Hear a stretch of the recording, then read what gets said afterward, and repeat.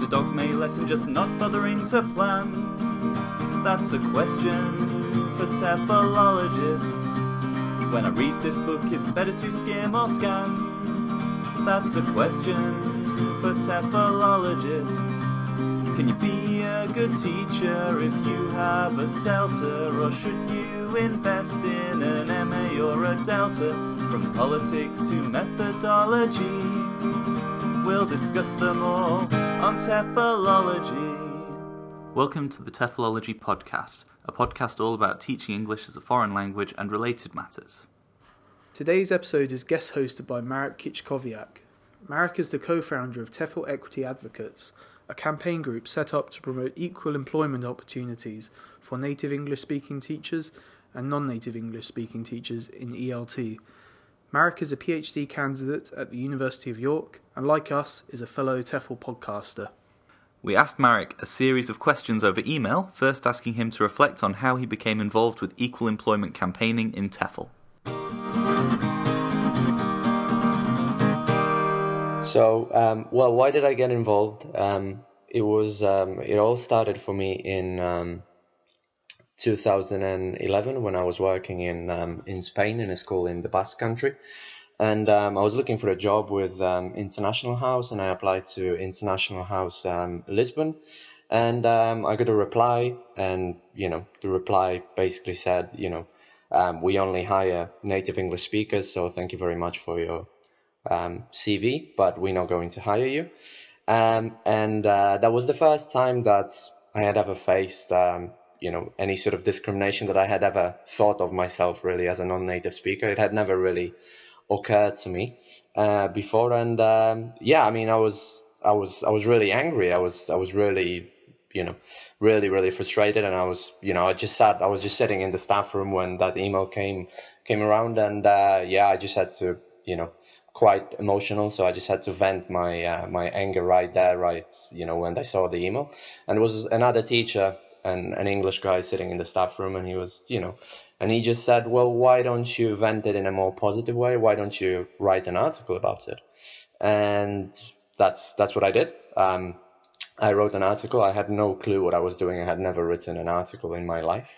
I just sent it to several magazines and newsletters, and EL Gazette got back to me, and the editor Melanie was very, very helpful and supportive, and together we put together an article that was publishable, and it basically, to cut the long story short, it led to International House, at least officially, changing their hiring policies and giving equal opportunities to both native and non-native speakers. So now on the ads they say C1 or C2 level of proficiency, that was the first time where I came across discrimination, and then I never followed up that article. I kind of left it off. I went to Budapest. I worked there for a while, and then I needed to get a job in the Netherlands in 2013, I think it was. And again, the same thing happened. I was just sending off CVs, and, all the job ads said native speakers only. And, it was really, really frustrating. At that time, I'd already done the Delta. I had a BA degree, and probably 4 or 5 years of teaching experience around the world. And it was really frustrating, seeing those job ads all the time. And then at one point, again, I got this exactly the same email back, just saying, look, your CV looks great. We'd love to hire you, but we only hire native English speakers.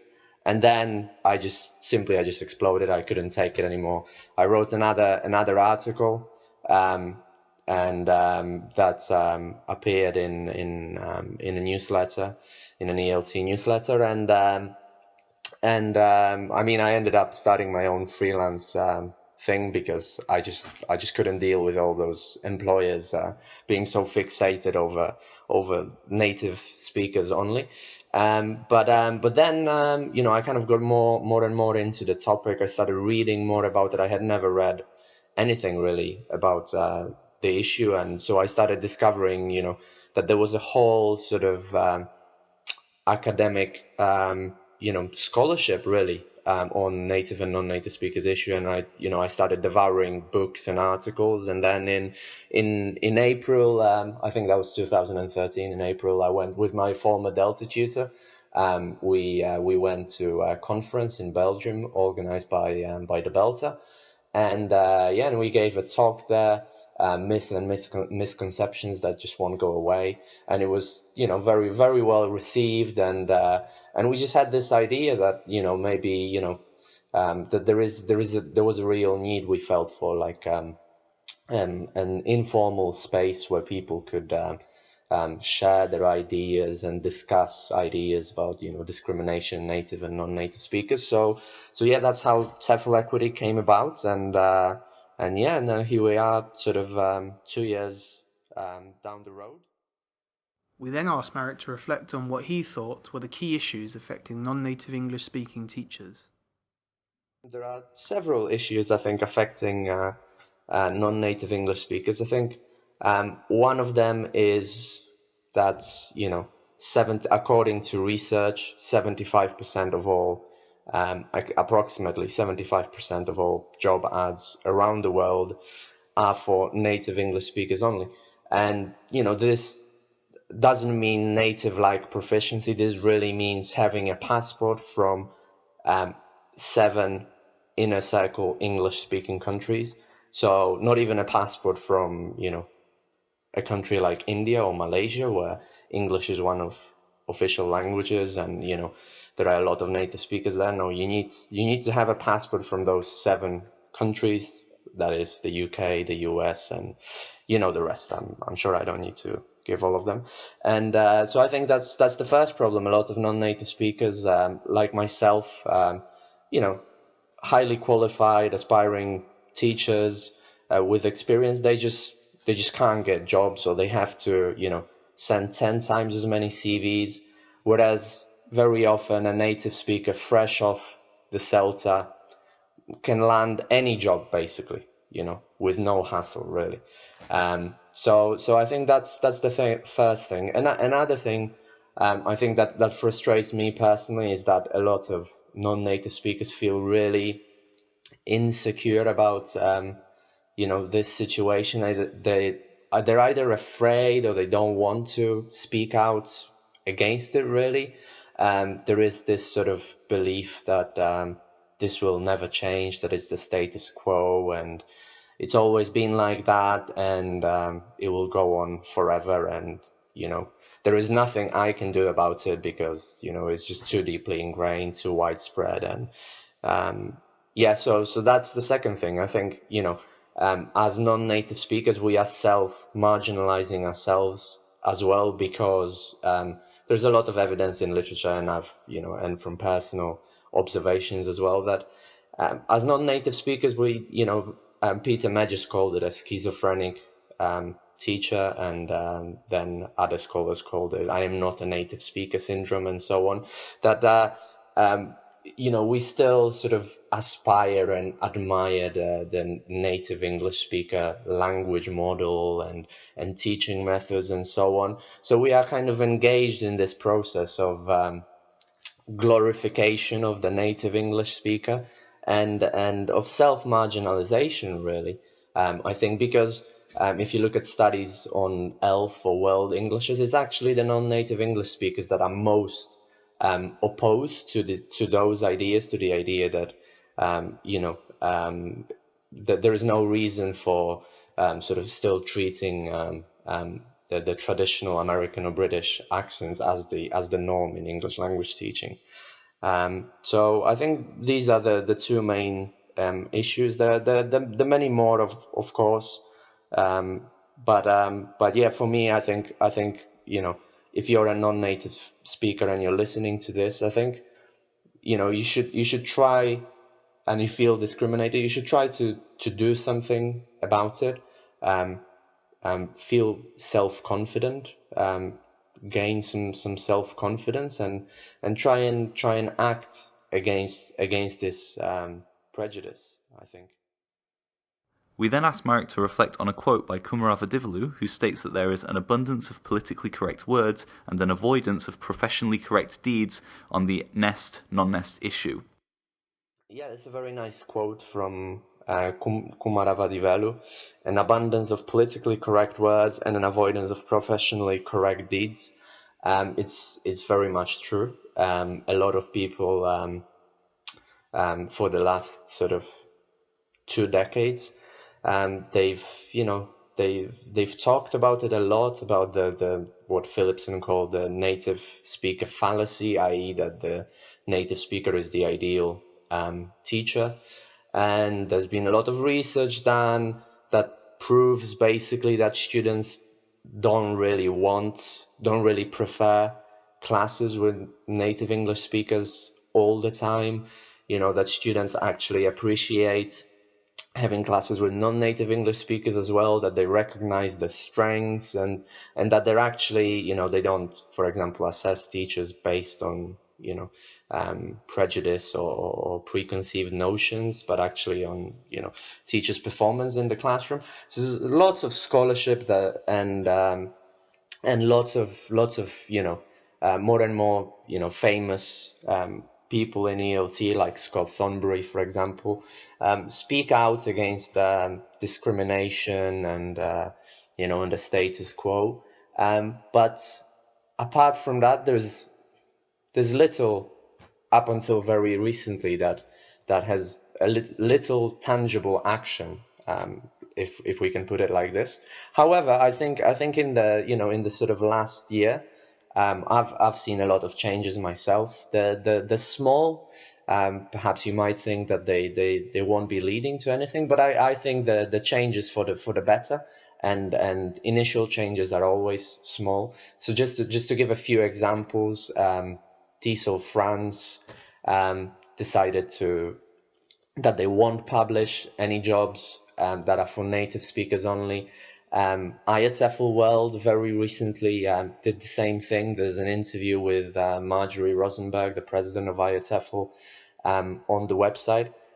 So there are things happening as we speak, really. I had an email exchange with a website called Spain Wise, which is a jobs board for ELT teachers in Spain, and I wrote to them that some of the job ads there were discriminatory and actually against EU law, and and they they said that they will change it, and they posted a sort of a very short open statement on the website against such discrimination. So there are things that are happening as we speak, and I think this is actually what we need. We need people.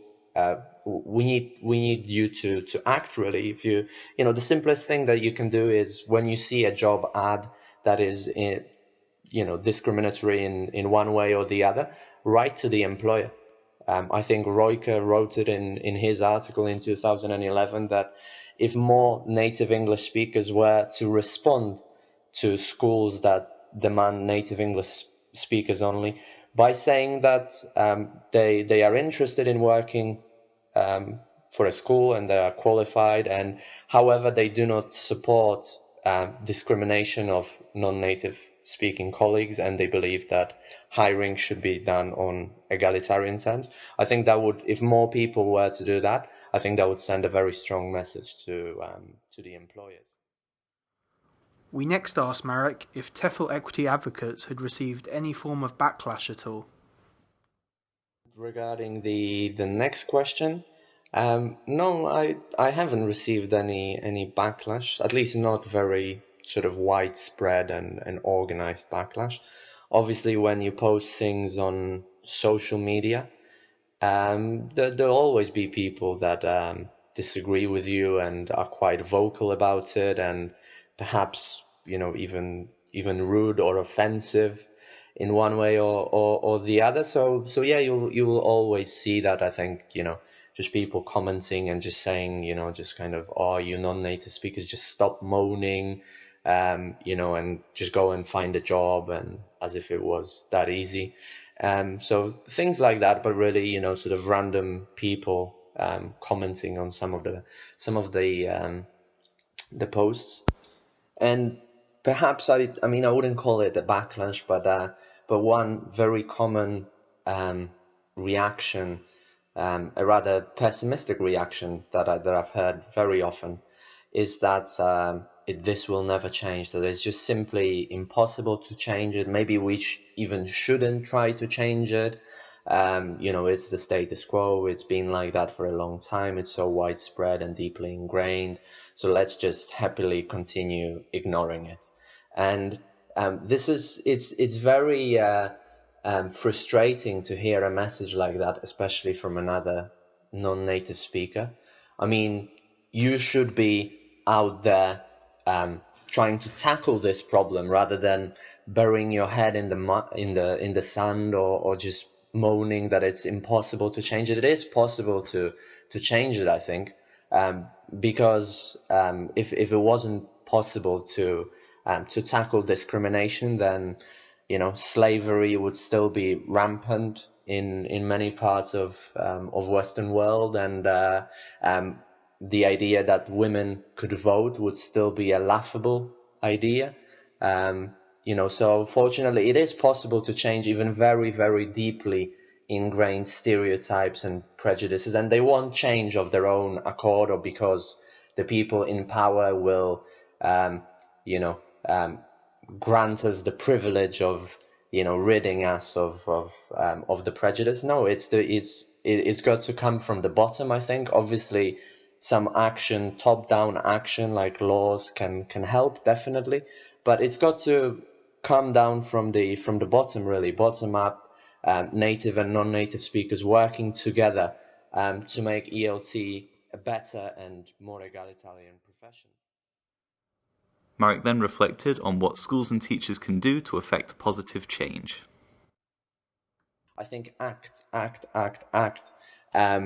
Write a blog post, speak at a conference, give a workshop in your school, or suggest a workshop that your teacher trainer can give.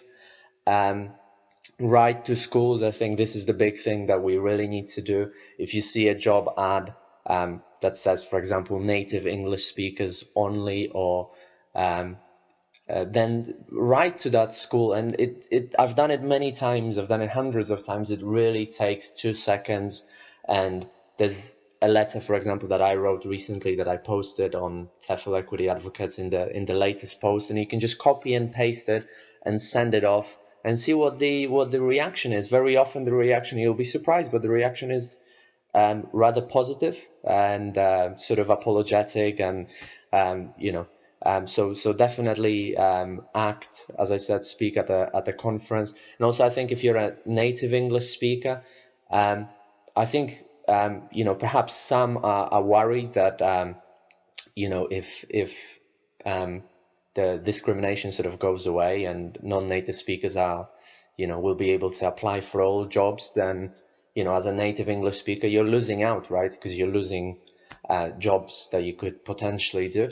But I think what we want to achieve here is not that now non-native speakers will be superior or better or privileged. No, what we want to see here is that all teachers, regardless of where they come from, where they were born, which mother tongue they speak, and so on, all teachers are treated equally based on qualifications, experience, and professionalism. I think when you get a job, ideally you'd like to feel that you've got that job not only because you happen to have been born in Britain, but because you're a great teacher and you deserve this job. And I think this is really the key message here, that what we're trying to do is to have a level playing field where all the teachers can compete on equal terms.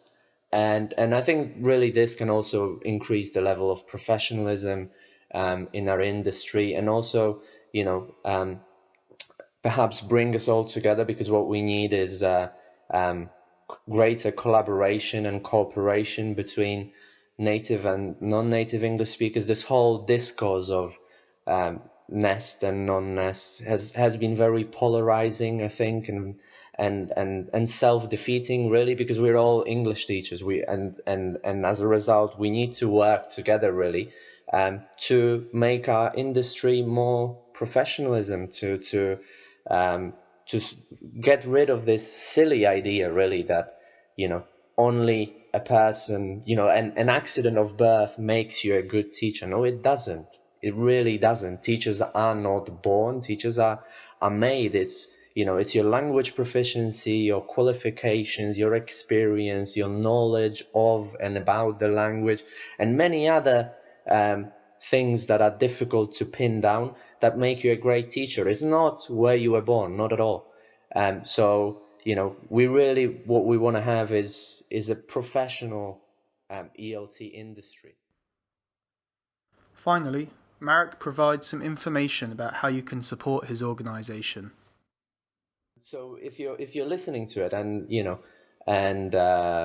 would like to support TEFL Equity in any way, then there are many things really that you can do. I'm always looking for contributors to the blog, so feel free to contact me through the website or through Facebook or through Twitter, and send in an idea for a post, and